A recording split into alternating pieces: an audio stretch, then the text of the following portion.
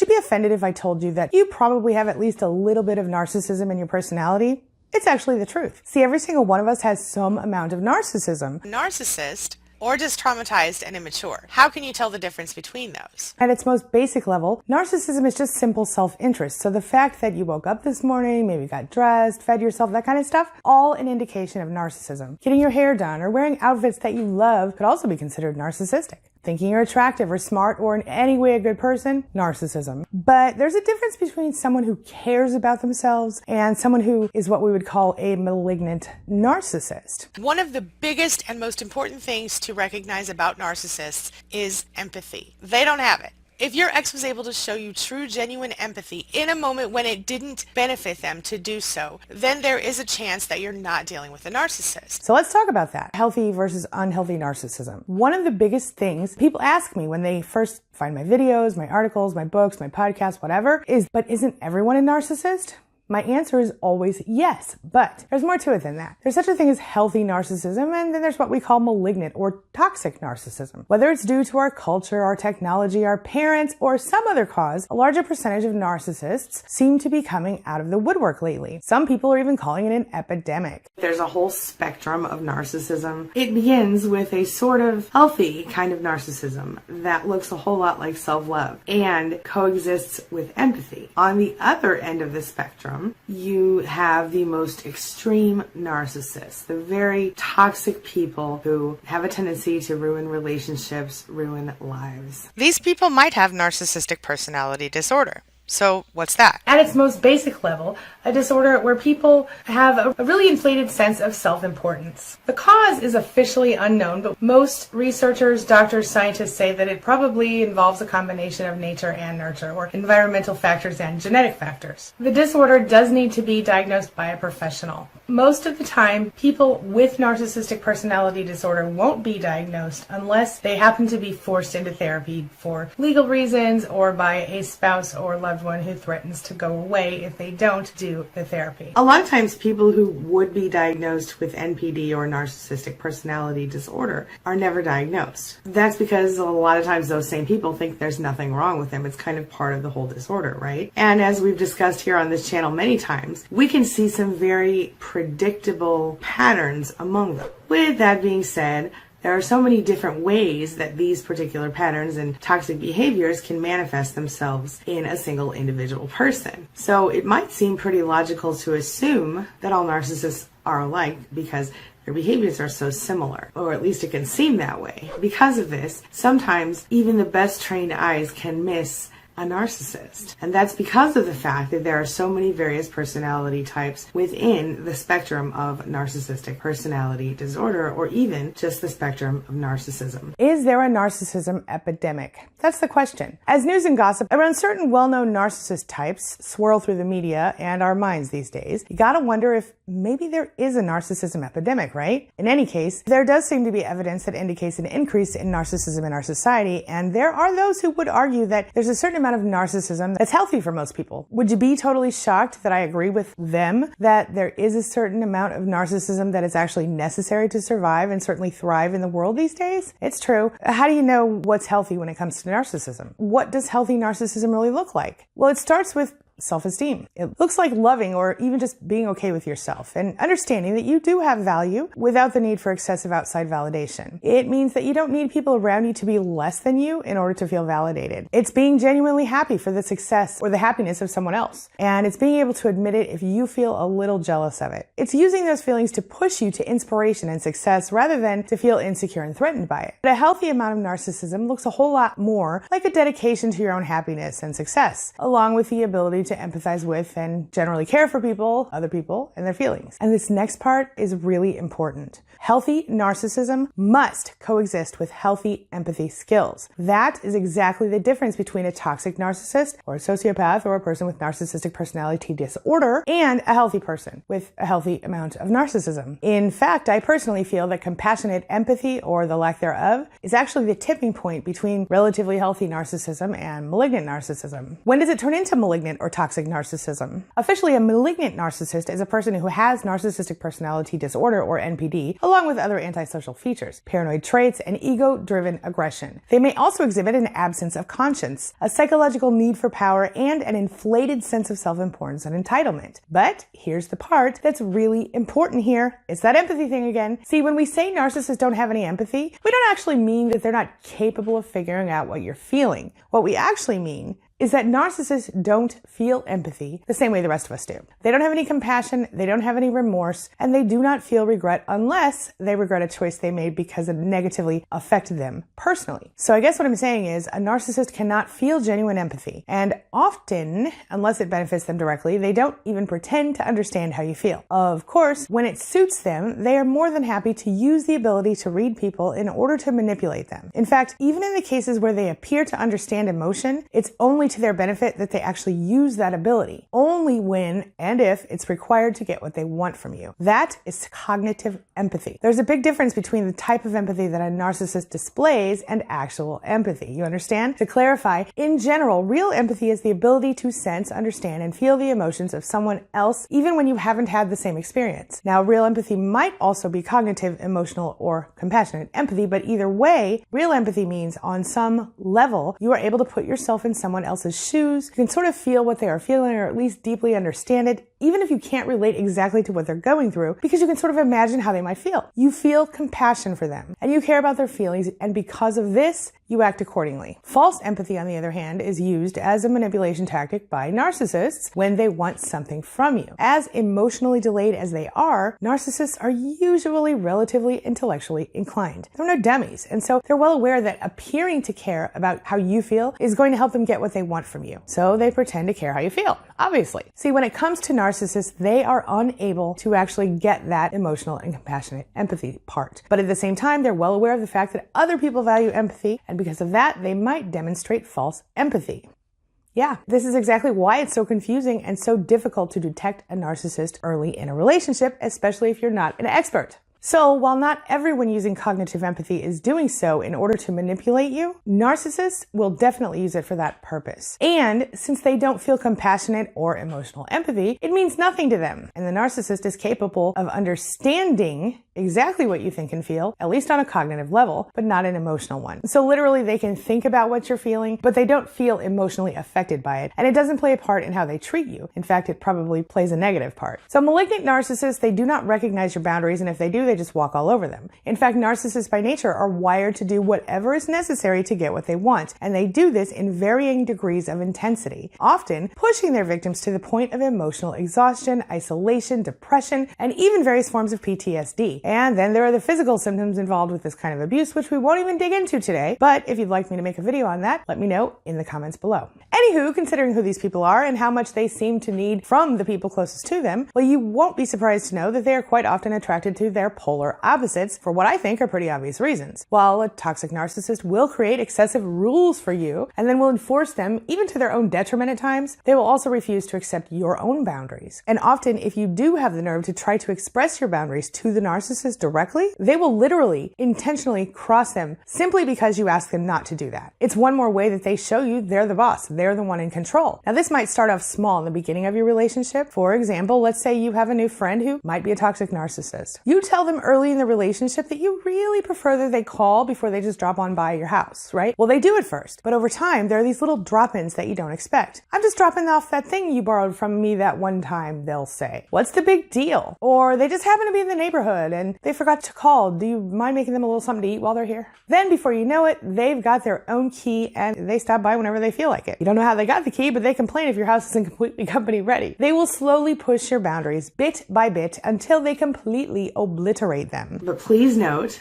that just like the rest of humanity, no two narcissists are exactly alike. And your narcissist, or the person you used to be connected to, may very well encompass more than one of these types. So the first type of narcissist on our list today is the know-it-all narcissist. While the know-it-all narcissist might really know a whole lot of stuff, this narcissist is also very pushy with his or her opinion. And of course, they're all too happy to shell that opinion out to anybody who will listen, and a lot of people who don't want to hear it, whether they've been asked for it or not. This narcissist will lecture you all day long, and as long as you don't actually expect to have a two-way conversation, everything will be fine. But don't expect this narcissist to listen to you, because the whole time you're talking, they might be being quiet, but they're not actually listening. They're just trying to think about what they're going to say next. Next up, we have the daydream believer.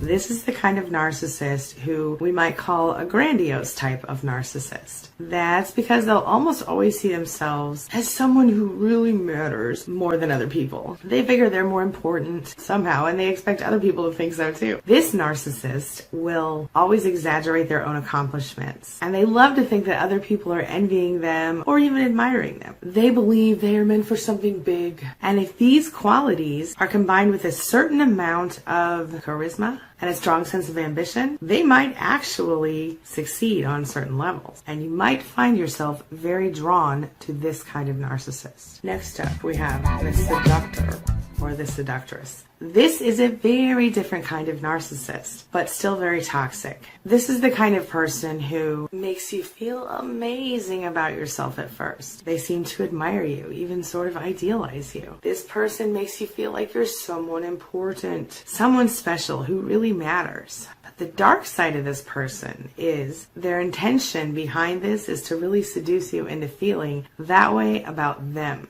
They know that when you love them and you depend on them a little bit, that you will support them. You'll grow to admire them. They will use blatant admiration, physical affection, and flattery to get what they want. But once you're no longer useful to them, they will drop you like a hot rock. Now let's talk about the bully. You know the bully, don't you? The kid that beat you up from down the street in 3rd grade, or the one that was the mean girl from high school, or that jock everybody got wedgies from when they felt particularly assholey that day. As an adult, your bully might look like a regular person, but they need to elevate themselves by humiliating other people and making them feel bad about themselves. Sure, they might also be a daydream believer and a know-it-all, but there's something else too, a big jerk. Yeah, I said it. Big jerk. The bully will treat people around him or her with disdain, acting like they're so much better than the other people. Contempt when they don't get what they want. And the bully is not nice when they assert their superiority, which of course is as often as possible.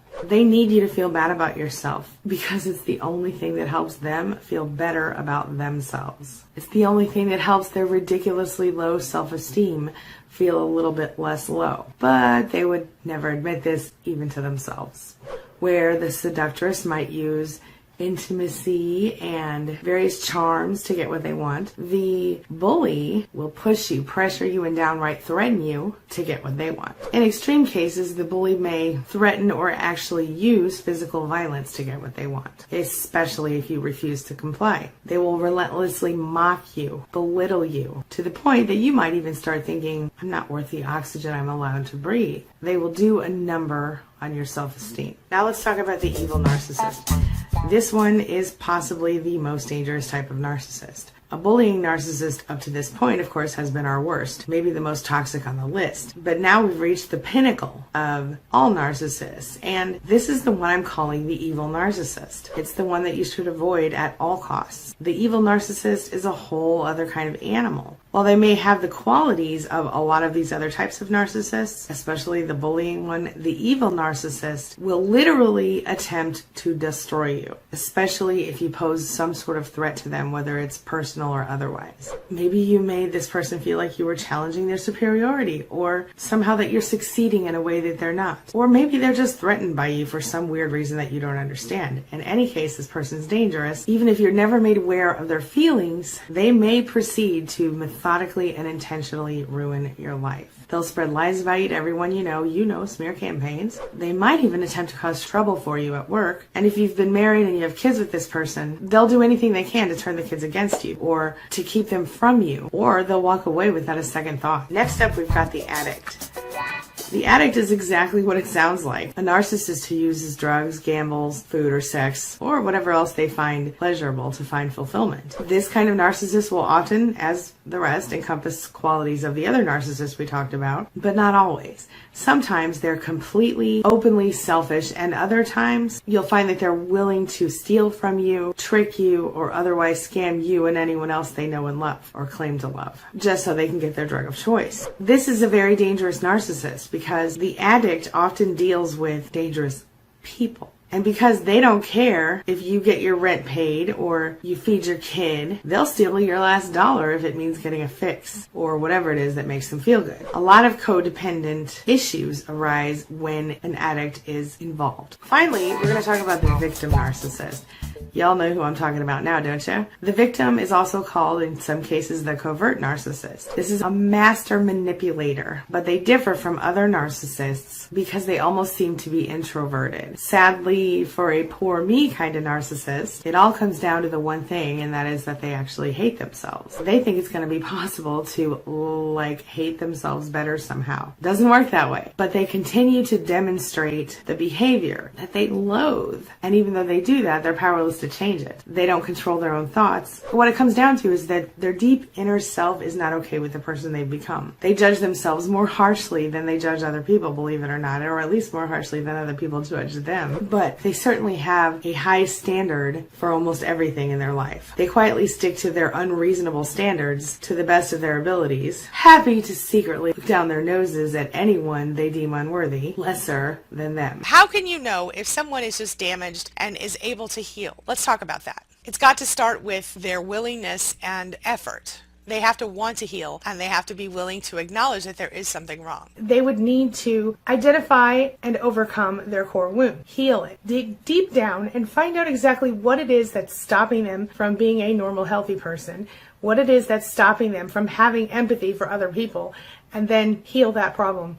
And then learn empathy again as though they were small children. Why do we take this? Well, we tolerate this kind of abuse for a few different reasons, and you might be a little surprised to learn why, but here's the thing. Often, when we end up in toxic relationships with narcissists, we have also been raised by them, or at least deeply affected in childhood by some form of abuse or trauma. And many times that does come from a disapproving or controlling parent, or even a directly abusive one. Or in some cases, our parent might just have been really neglectful of our emotional and even our physical needs. But in any case, I talked about this in a recent video, so I'm going to insert a really quick clip for you right here to fill you in, and then I'll be right back to explain exactly how this is connected to why you might have ended up with a narcissist. So take a look at this. There's a theory that might explain everything, including the way narcissists behave in relationships, as well as how you fit into all of this. It's called attachment theory. Attachment theory basically helps us to understand our relationships and how our relationships with our mothers could affect us and our lifelong development, and even our relationships with others in really profound ways. In psychology, attachment theory, as we know it today, was first originated in 1958 when psychiatrist John Bowlby recognized the importance of a child's relationship with their mother. It turns out he realized that our emotional, social, and cognitive development are directly affected by our attachment to our mothers. There are 4 primary attachment styles, including secure, anxious preoccupied, dismissive avoidant, and fearful avoidant. If you've ever met a hopeless romantic, you may have been talking to someone who had the anxious preoccupied style. This person desperately wants to be connected to others. They crave the emotional intimacy that comes along with relationships. The only problem is that this person also has this idea that they want to jump ahead in the game, even if their partner's not ready for it. So they're likely to say I love you a little too quickly, and they might push ahead in the relationship even when there are red flags everywhere. They need constant approval, and they need reassurance from their partners. They feel anxious if they don't get those things, and they doubt their self-worth, probably because they need others to validate them. And when their sort of clingy behavior pushes away their partners, well, they might feel like they were right all along, as in maybe they really are worthless. They have a positive opinion of people around them, their peers, but not so much of themselves. Now, these people's parents may have intermittently met their needs, as in they were loved and cared for, but not on a consistent, predictable basis. Interestingly enough, this kind of person develops when their parent seems to need the child to meet their own emotional needs. So their mother might have been the type that thought to herself, well, nobody loves me, but if I have a baby, at least I'll have someone to love me. It doesn't work that way, but once again, you can see exactly how this might carry on throughout the generations. This brings me to the dismissive avoidant attachment style. This is where you might actually find a narcissist. Someone with a dismissive avoidant attachment style certainly appears to be emotionally independent and is likely often a little bit afraid of committing to a relationship with a single person long term. So they have commitment issues, right? They would have had parents who were either not around a lot or were negligent in their care in other ways. They might have been ignored or abandoned or undervalued in childhood. They felt rejected. they felt not good enough, they felt unwanted, and one or both parents might have been completely absent for this person. Their needs may have been partially served, but not fully. For example, maybe they got plenty of food and they were bathed on a regular basis, they had clean clothes, but nobody held them, or at least not often enough. They might also have been rejected by their peers as they got older, and they might have lived their lives feeling just not good enough entirely. This would leave them afraid to trust people in general, and as a result, they might be really likely to be dismissive of other people. They tend to cover up their insecurity with a sort of false sense of self-confidence. But when someone is dismissive avoidant and they manage to find a secure, loving relationship and they take the time to work through their own issues, well, they actually can manage to have healthy relationships. But unfortunately, for most narcissists, they don't develop the emotional maturity to do that, and they stay stuck in that attachment style. Let's talk about the fearful avoidant attachment style. Now, this person, they might always be dating the wrong people for them. And on the flip side, they might also end up rejecting people who might be a really great fit for them. It's kind of an interesting thing. They might find themselves feeling kind of normal in unhealthy relationships, where they feel the need to earn the other person's approval. And they feel scared or they feel threatened when something seems too good to be true, or when things are going toward a bigger commitment like marriage. This person's attachment style might lead them to actually sabotage a really good relationship in some cases, maybe because they are afraid it will end, and it might leave them feeling devastated. They struggle with jealousy and with distrust in relationships, even when it isn't warranted. This person probably grew up with parents who made it really clear that they were either unwanted or that they were not acceptable as they were. They can sort of be like a walking conundrum. They desperately want emotional intimacy, but they also push it away. They want to be in a committed relationship with the right person. They actively seek out the opposite, or they avoid relationships altogether out of a fear of straight up rejection. Now, psychologists say that this kind of attachment style can be kind of a combination of the dismissive avoidant and the anxious preoccupied attachment styles. They also say that it's a result of dealing with a lot of trauma or loss in childhood. Like the dismissive avoidant, the parents of this person may have been unable to fully meet their needs in infancy. They may have always, for example, been fed enough and wearing a clean diaper, but maybe they weren't held or interacted with enough, for example. They might also find themselves having really difficult relationships with their parents, or they might even become completely estranged from them in adulthood, as in no contact.